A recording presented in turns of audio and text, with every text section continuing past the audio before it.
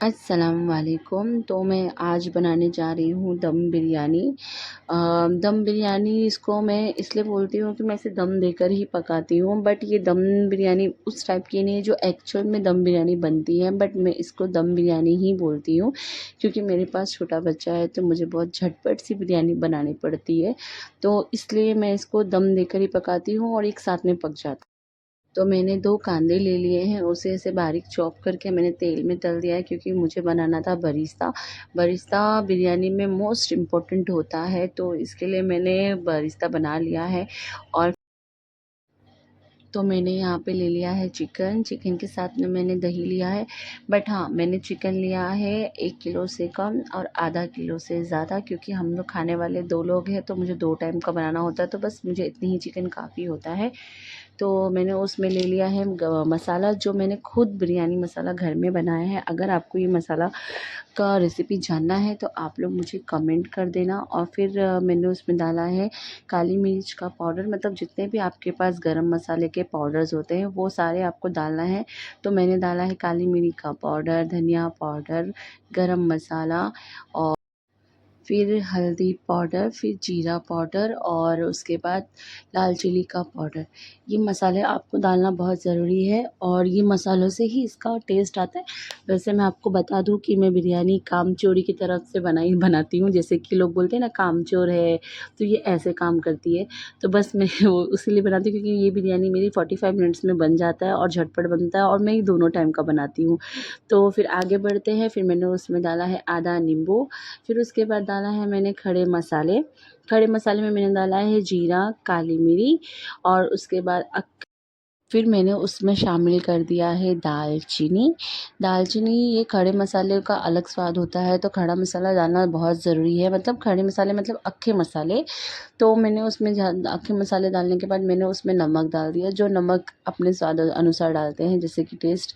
तो वो डालने के बाद मैंने उसको मिक्स करके साइड में रखा। फिर मैंने यहाँ पे लिया कांदा 2, और जैसे मतलब आपको जैसे मसाला चाहिए बिरयानी में, थिक मसाले चाहिए या फिर आपको ज़्यादा मसाला नहीं चाहिए, नॉर्मल मसाला चाहिए, तो वो हिसाब से आपको लेना है। तो मैंने यहाँ पे लिया है कांदा, क्योंकि इरफान को थोड़ा-सा मसाला ज़्यादा लगता है तो मुझे वो हिसाब से बिरयानी में मसाले लेने पड़ते हैं। तो मैंने लिया था कांदा, टमाटर और ल और हरी मिर्च मैंने ज़्यादा लिया था क्योंकि इरफ़ान को थोड़ा तीखा पसंद है और मुझे भी थोड़ा चटपटा पसंद है। बिरयानी में अगर चटपटा नहीं हो तो टेस्ट नहीं आता है, तो मैंने वो हिसाब से मैंने मिर्ची लिया था। तो मैंने मिर्ची लिया और अदरक लहसुन का पेस्ट डाला। मैंने अदरक लहसुन का पेस्ट मैंने इसलिए डाला क्योंकि मेरे पास अदरक नहीं था, तो मुझे पेस्ट से काम चलाना पड़ा, तो मैंने पेस्ट डाल दिया। डालने के बाद मैंने जो मैरिनेट करके रखा था चिकन, उसमें मैंने वो सारे मसाले डाले। मसाले डालने के बाद मैंने उसको मिक्स किया। मिक्स करने के बाद मैंने कोयले का भाप दिया। कोयले का भाप मतलब कोयले का धुआँ। उससे एक स्मोकी फ्लेवर आता है। ये दम बिरयानी में आप ज़रूर ट्राई करना ऐसा, क्योंकि कोई-कोई नहीं देता है और कोई-कोई देता है, तो मैं ज़रूर देती हूँ। उसके बाद मैंने यहाँ पे रखा था चावल का पानी। उसमें डाला था मैंने जो भी खड़े मसाले जैसे कि जीरा, काली मिरी, तेज़पत्ता, दालचीनी और बड़ी इलायची। ये डालकर थोड़ी देर उसको 2 मिनट बॉईल करना है पानी में, तब तक उस मसाले का कलर पानी में ना आ जाए, उस मसाले का टेस्ट पानी में ना आ जाए, तब तक डालना है। तो जब तक यहाँ पे मेरा पानी बॉईल हो रहा है चावल का, और यहाँ पे मैंने चिकन जो मैरिनेट करके रखा था वो उसमें थोड़ा-सा स्मोकी फ्लेवर होने के लिए मैंने रख दिया था।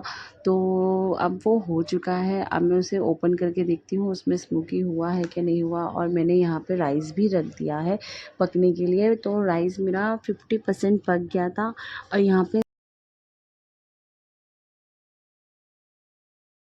के बाद मैंने उसको एक परत बना के रखा चिकन के ऊपर, मतलब जो मैरिनेट करके रखा था उस पे सारे राइस मैंने उस पे डाल दिया।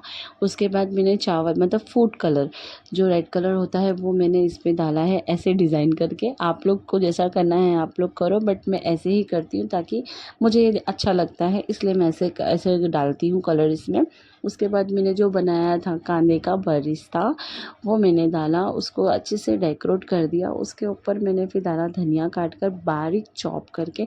आपको ये दिखने में तो बहुत प्यारा लग रहा होगा, बहुत ही टेस्टी सा आ रहा होगा, बट हाँ, ये आप एक बार ज़रूर ट्राई करना। ये बहुत ही टेस्ट आता है और झटपट से बन जाता है। हम कामचोरों के लिए तो बेस्ट है।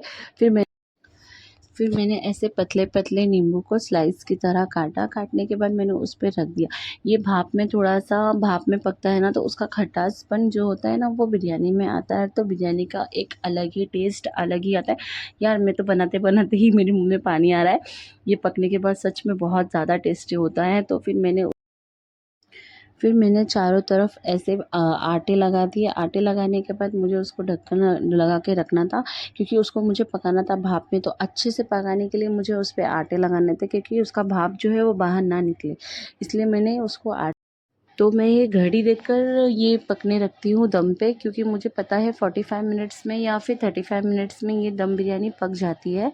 तो मैंने यहाँ पे दम पे रख दिया। 45 मिनट्स मेरे हो गए थे, तो मैंने पका लिया। पकाने के बाद जब मैंने इसको ओपन किया तो एक अलग ही स्मोकी सा खुशबू और अलग, फिर मैंने झटपट से अपने प्लेट लगाई, और लगाने के बाद जब मैंने इसको टेस्ट किया तो मुझे यकीन ही नहीं हो रहा था कि मैं इतना अच्छा बिरयानी बना लेती हूँ। माशाल्लाह